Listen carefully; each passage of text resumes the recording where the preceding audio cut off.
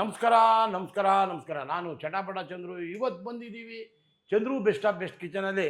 ಒಂದು ಒಳ್ಳೆ ಉತ್ತಮವಾದ ಅಡುಗೆ, ಆರೋಗ್ಯಕರವಾಗಿರುತ್ತೆ. ಅದು ಬರ್ತಾ ಇದ್ದಾರೆ ನಮ್ಮ ಪುಷ್ಪಾ ಮೇಡಮ್ ಅವರು. ಹೋದ ಸಲನೂ ಬಂದು ಒಂದು ಅಡುಗೆ ಮಾಡಿದರು. ಇವರು ಇವತ್ತು ಒಂದು ಸಿಹಿಯಾದ ಅಡುಗೆನ ನಿಮಗೆ ಉಣಬಡಿಸ್ಬೇಕು ಅಂತ ಬಂದಿದ್ದಾರೆ. ಬನ್ನಿ ಪುಷ್ಪಾ ಮೇಡಮ್ ಅವರೇ. ನಮಸ್ಕಾರ ಸರ್. ನಮಸ್ಕಾರ. ಹೆಂಗಿದ್ದೀರಾ ಮೇಡಮ್? ಹೆಂಗಿದ್ದೀರಾ ಮೇಡಮ್?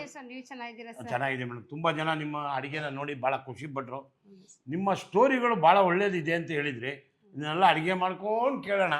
ನಿಮ್ಮ ಕಷ್ಟ, ನೀವು ಬಂದ ದಾರಿ, ನಾವು ನಡೆದ ದಾರಿ ಎಲ್ಲವನ್ನು ಪ್ರಪಂಚಕ್ಕೆ ಕೇಳಬೇಕು. ನಾವು ಯಾವ ಥರ ಬೆಳಿಬೇಕು ಅಂತ ಇದ್ದೀವಿ. ಈ ಥರ ಬಂದಾಗ ನಮ್ಮ ಸುಖಗಳು ಎಷ್ಟಿತ್ತು, ಅದ್ರ ಹಿಂದೆ ಕಷ್ಟ ಎಷ್ಟಿತ್ತು, ಅದನ್ನೆಲ್ಲ ಮಾತಾಡೋಣ. ಇವತ್ತು ನೀವು ನಮ್ಮ ಅಡುಗೆ ಮನೆಗೆ ಬಂದು ಒಂದು ಅಡುಗೆ ಏನು ಮಾಡಬೇಕು ಅಂತ ಇದ್ದೀರಾ ಅಂತ. ಸರ್ ನಾನೀಗ ಹಳಸಿನ ಹಣ್ಣಿನ ಸಿಹಿ ಕಡುಬು ಮಾಡೋಣ ಅಂತ ಇದ್ದೀನಿ. ಹಳಸಿನ ಹಣ್ಣಿನ ಸೀಸನ್ ಬೇರೆ. ಈ ಸೀಸನ್ ಇದ್ದಾಗ ಈ ರೀತಿ ಮಾಡ್ಕೊಂಡು ತಿಂದ್ರೆ ಆರೋಗ್ಯಕ್ಕೆ. ಎಲ್ಲಿ ಕಲ್ತ್ರಿ ನೀವು ಈ ಅಡುಗೆ? ಸರ್ ಈಗ ನಾನು ಒಂದೇ ತರ ಮಾಡಕ್ ಇಷ್ಟ ಆಗಲ್ಲ.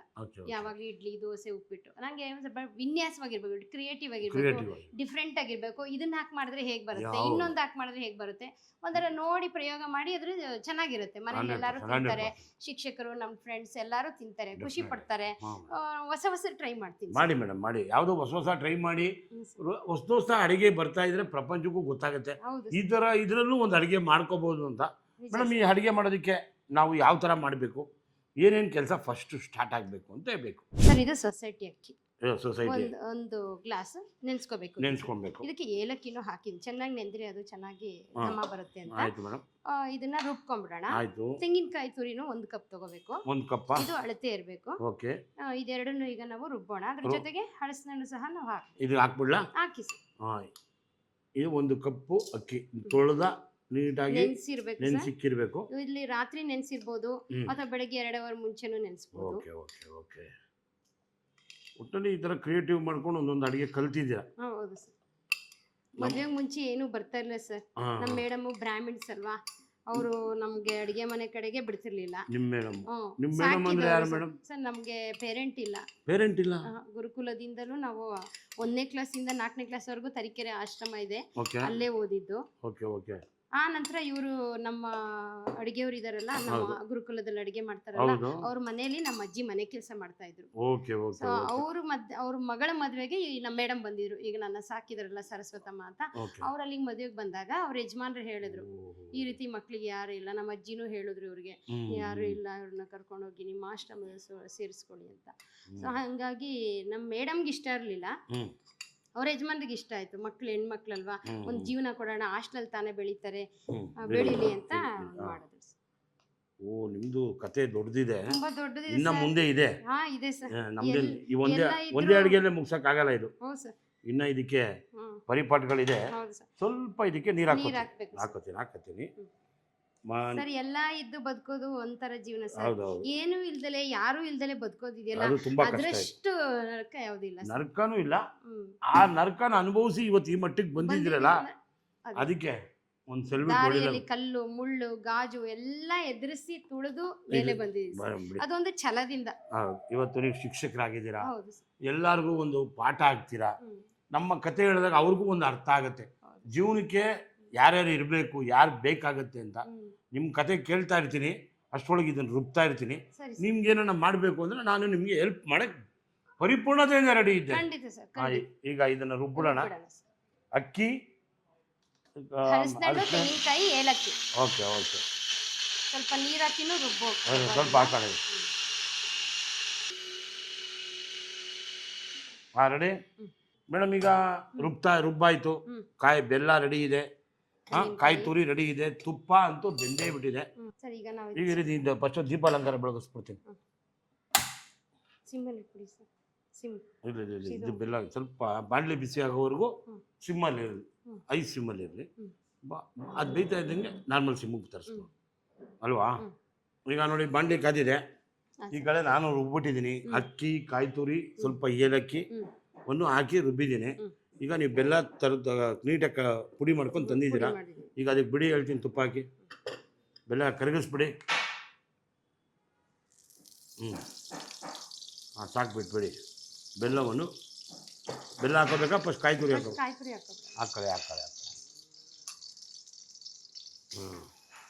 ಹಂಗೆ ಬಿಡಿ ಫುಲ್ಲು. ಹಾಂ, ಗುಡ್ ಗರ್ಲ್. ಅಂದರೆ ಭಾರಿ ಕಷ್ಟಪಟ್ಟಿದ್ದೀರಾ.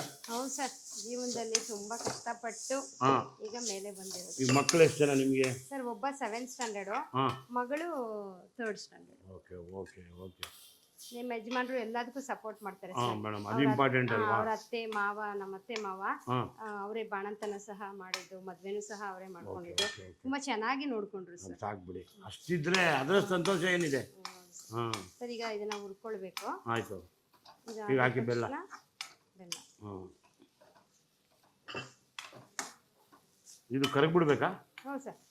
ಫುಲ್ಲು ಹಾಂ, ಕರಗುತ್ತೆ ಒಂದು 2 ನಿಮಿಷ. ಕೇರಳಾಗ ಹೋಗಿ ಕಲ್ತ್ಕೊಂಬಂದಿದ್ದೀನಿ ಅಂದರೆ ಅದೇ ಸರ್, ಇದು ಕ್ರಿಯೇಟಿವ್ ಆಗಿ ಕ್ರಿಯೇಟಿವ್ ಅಲ್ಲೇನು ಮಾಡಿದ್ರು ತಿಂದಿದ್ದೀರಾ. ಇದು ಇನ್ನೊಂದು ಚೂರು ಎಕ್ಸ್ಟ್ರಾ ಈ ಥರ ಮಾಡ್ಬೋದು ಅಂತ. ಮಾಡ್ಬೋದು ಅಂತ ಸರ್. ಆ ಏಲಕ್ಕಿ ಪುಡಿ ಕೊಟ್ಬಿಡ್ರಪ್ಪ. ಏಲಕ್ಕಿ ಪುಡಿಯನ್ನು ಕುಟ್ಟು ಬಿಟ್ಟಿದ್ದೇನೆ, ಇದಕ್ಕೆ ಹಾಕಿಬಿಟ್ಟಿದ್ದೇನೆ. ಸರ್ ಈಗ ಇದನ್ನ ಕಲಸಿ, ನಿಮ್ಮ ಸ್ಟೈಲಲ್ಲಿ ಕಲಿಸಿ, ಚೆನ್ನಾಗಿ ಕಲಿಸ್ತೀವಿ ಸರ್. ಕೈ ಸುಡುತ್ತೀವಿ. ಬಾರವ ಬಾರವ, ಸುಮ್ಮನೆ ನಾನು ನಿನ್ನ ಕತೆ ಕೇಳಿದ್ಮೇಲೆ ನಾನು ನಿನಗೆ ಸಹಾಯಕನಾಗಿ ದುಡಿಯುವುದು ಭಾರಿ ಒಳ್ಳೆಯ ಕೆಲಸ. ಯಾಕಂದ್ರೆ ಶ್ರಮ ಪಟ್ಟವ್ರ ಜೊತೆ ಸ್ನೇಹ ಬೆಳೆಸೋದು ಬಹಳ ಒಳ್ಳೇದು. ಸುಖ ಇದ್ದಾಗ ಎಲ್ಲರೂ ಬರ್ತಾರೆ, ಸುಖ ಇದ್ದಾಗ ಬಂದವ್ರು ಯಾರು ಲೆಕ್ಕ ಅಲ್ಲ, ಕಷ್ಟದಲ್ಲಿ ಇರ್ತಾರೆ ಗೊತ್ತಾ. ಕಷ್ಟ ಹೇಳ್ಕೊಳ್ಳೋರ್ಗು ಅದಕ್ಕೆ ಸ್ಪಂದಿಸೋಂಥವ್ರು ಇರ್ಬೇಕು. ಇಲ್ಲ ಅದನ್ನ ನೋಡಿ ಕೆಲವರು ಆಡ್ಕೊಳ್ಳೋರು ಇರ್ತಾರೆ. ನಾವು ಅದಕ್ಕೆಲ್ಲ ಆಸ್ಪದ ಕೊಡಬಾರ್ದು. ತುಂಬಾ ಖುಷಿ ಆಯ್ತಮ್ಮ, ನೀ ಬಂದು ಇದು 2ನೇ ಅಡಿಗೆ ಮಾಡಿ ನಿನ್ನ ಜೀವನದ ಎಡವು ತಡವುಗಳನ್ನ ಹೇಳಿದ್ಯಲ್ಲ, ನನಗೆ ನಿಜವಾಗ್ಲೂ ನಿನಗೆ ಬಹಳ ಖುಷಿ ಆಯ್ತು ತಾಯಿ. ನೀವು ನನಗೆ ಅವಕಾಶ ಕೊಟ್ಟಿರೋದೇ ಬಾರಮ್ಮ, ದಿನ ಬಂದಾಗೆಲ್ಲ ಒಂದು ಅಡುಗೆ ಮಾಡ್ಬಿಟ್ಟು ಹೋಗಮ್ಮ. ಹಾಂ, ಈಗ ಯಾವತ್ತು ರಜಾ ಇರುತ್ತೋ ಮಾಡಿಕೊಡಮ್ಮ, ಹಾಕಿ ಮಾಡೋಣ. ಬೆಲ್ಲನ ನೋಡಿ, ಅಷ್ಟು ಹೇಳ್ಬೇಕು ನನಗೆ, ಸಹಾಯಕನಾಗಿ ಹೇಳಿದ್ರೆ ನೋಡಿ ಹಿಂಗಂತ ಇದ್ರೆ ಮುಗಿದೈತಲ್ವ.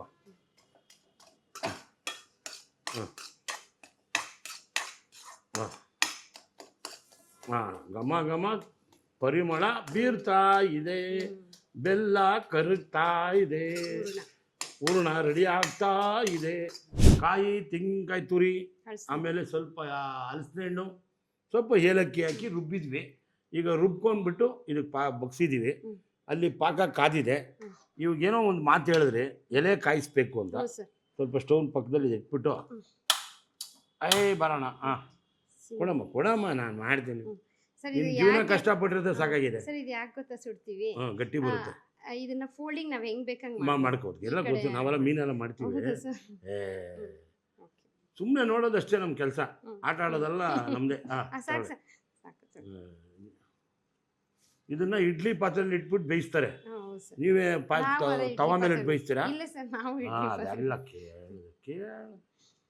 Ready sir. ಈಗ ಇದಕ್ಕೆ ಇರಿ ಇನ್ನೊಂದು ಮಾಡ್ಬಿಡೋಣ. ಸೋಮ್ ಚೂಮ್ ಛಾಮ್ ಛಾಮ್ ಬಾದ ಆಗೋಯ್ತು.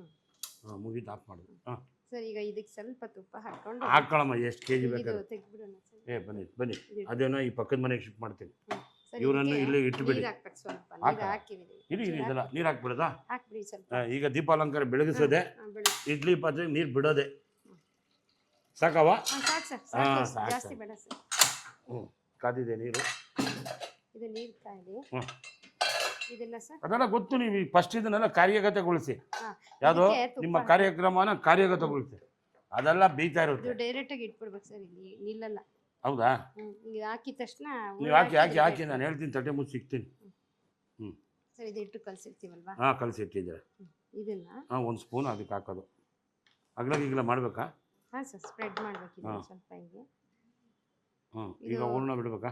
ಕಡುಬು ಮಾಡೋಕ್ಕೆ ಬರಲ್ಲ ಅನ್ನೋರು ಈ ರೀತಿ ಮಾಡ್ಬೋದು, ಈಸಿಯಾಗಿ ಮಾಡ್ಬೋದು ಸರ್. ಅದನ್ನು ಫೋಲ್ಡ್ ಮಾಡ್ಕೋತೀರಾ? ಇದಕ್ಕೆ ಹೂರ್ಣ ಶೇಪ್ ಇಲ್ಲ, ಇದಕ್ಕೆ ಶೇಪ್ ಬೇಡ ಸರ್. ಬೇಡ. ನಮ್ಮಲ್ಲಾದರೆ ಅದೆಲ್ಲ ಹಿಂಗೆ ಮಾಡಿ ಹಿಂಗೆ ಅಂದು ಮಾಡೋದು. ಇದು ಇಡ್ಲಿ ಪಾತ್ರೆ ಇಡೋದು. ಕೊಡ್ಲಾ ಹೂರ್ಣ ಬಿಡ್ಲಾ? ಹಾಂ ಸರ್, ಸ್ವಲ್ಪ ಹೂರ್ಣ ಸ್ಪೂನ್ ತೊಗೊಬೇಕಾಯ್ತು. ಹಾಂ, ತೊಗೊಳಮ್ಮ. ಸ್ವಲ್ಪ ಹೂರ್ಣ ಹಾಕಬೇಕು. ಇನ್ನೂ ಹಾಕ್ಬೇಕಾ? ಸಾಕು ಸರ್, ಸಾಕು. ಈಗ ಇದನ್ನ ನಾವು ಸರ್ ಹೀಗೆ ಫೋಲ್ಡ್ ಕಡುಬು ಆಗೋಯ್ತು. ಹೀಗೆ ಇದನ್ನು ಮುಚ್ಚಿ ಕೂತೇನೆ ಬಿಡಿ. ಇದನ್ನ ನಾವು ಬಾಳೆಯಲ್ಲಿ ಬೇಯಿಸಿದ್ರೆ ಅದು ಪರಿಮಳ ಬೀರುತ್ತೆ. ಈಗ ನಿಧಾನಕ್ಕೆ ಸರ್. ಗೊತ್ತಾಯ್ತು. ಇದೀಗ ಅರ್ಥ ಆಗೋಯ್ತು, ಪಿಕ್ಚರ್ ಅರ್ಥ ಆಗೋಯ್ತು ಬಿಡಿ. ಓಕೆನಾ? ಇನ್ನೊಂದು ಹಾಕೊಳ್ಳಿ. ನಾವು ನೋಡೋಕಷ್ಟೇನಮ್ಮ, ನೋಡಿದ್ರಿಂದ ಅದ್ರ ಬಗ್ಗೆ ಗೊತ್ತಾಗ್ಬಿಡುತ್ತೆ. ತಿರ್ಗಾ ಕಣ್ಣಲ್ಲಿ ನೋಡಿ ನೀವೆಲ್ಲ ಕಲ್ತ್ಬಿಡ್ತೀರಾ ಅಷ್ಟೇ. ಇನ್ನೊಂದು ಚೂರು ಹಾಕ್ಬೇಕಾ? ಉದ್ದಕ್ಕೆ ಹಾಕ್ಬೇಕಾ? ಅವಾಗ ತಿನ್ನಕ್ಕೆ ಈಸಿ.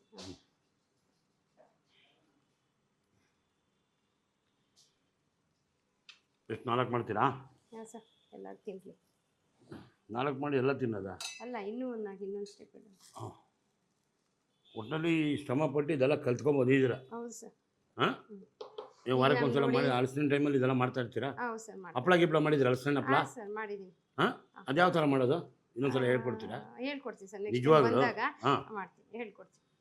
ಸಂಡಿಗೆ ಎಲ್ಲ ನಾನು ವೆರೈಟಿ ಮಾಡ್ತೀನಿ. ಮಾಡ್ತೀರಾ? ಅದಕ್ಕೇನು ಬಿಸಿಲು ಬೇಕಂತಲ್ಲ, ಬಿಸಿಲಿಲ್ದಲೇನು ಹಂಗಿದೆ. ಮಾಡ್ಬೋದು. ಕೆಲವರು ಟೆರೆಸ್ ಇಲ್ಲ, ಆಗಿಲ್ಲ ಅಂತಾರೆ. ಏ, ಏನು ತೊಂದರೆ ಇಲ್ಲ, ಮನೆ ಒಳಗೇನೆ ಮಾಡ್ಬೋದು. ಈಸಿ ಮೆಥಡ್ ಹೇಳ್ಕೊಡ್ತೀನಿ. ಆಯ್ತು, ಒಳ್ಳೆ.